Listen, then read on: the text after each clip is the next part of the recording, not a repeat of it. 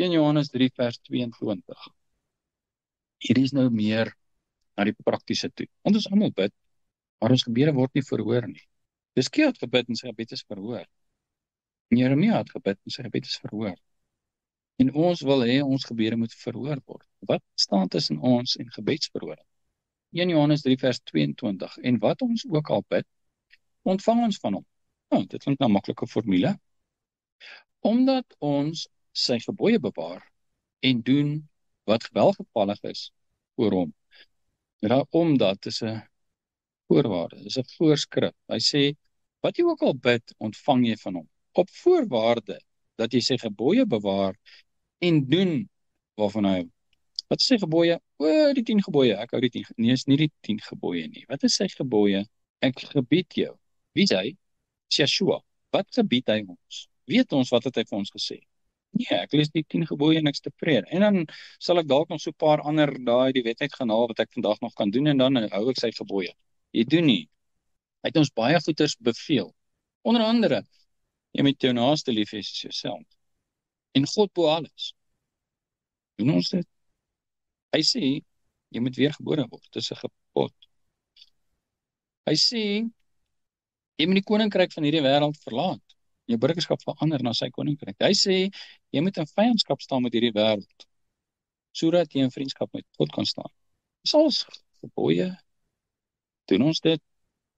Ek wil hê my gebede moet verhoor word. Hy sê, want wat jy ook al bid, ontvang jy van God, omdat jy sy gebooie bewaar en doen wat welgevallig is voor. En ons hou nie van dit nie. Ek soek daai gedeelte wat ek net bid en ek kan kry, maar dis 'n ander God. Sy naam is Genie, maar hy bestaan nie regtig nie. Dis net Netflix. Maar die God van Israel verhoor ons gebed, mits ons sy gebooie bewaar.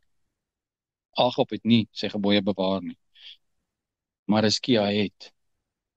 God het Hizkia sy gebede verhoor. Nie Agab nie. Jakobus 4 vers 2. Hy sê, julle begeer en julle het nie. Julle pleeg moord en is naaiwerig en julle kan niks verkry nie. Julle veg en maak oorlog en julle het nie, omdat julle nie bid nie. Moes ek gebid het?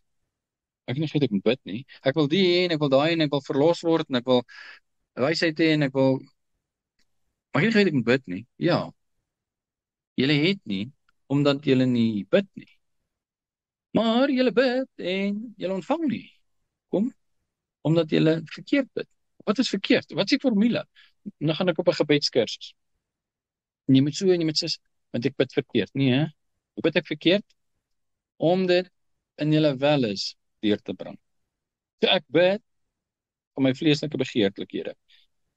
Is my daaglikse voedsel vleeslike begeerte? Nee, ek moet eet. Ek moet iewers bly, ek moet iewers werk. Ek moet my gesin versorg, dis nie weliste nie. Weliste is wat ek begeer. Wat ek eintlik moet prysig.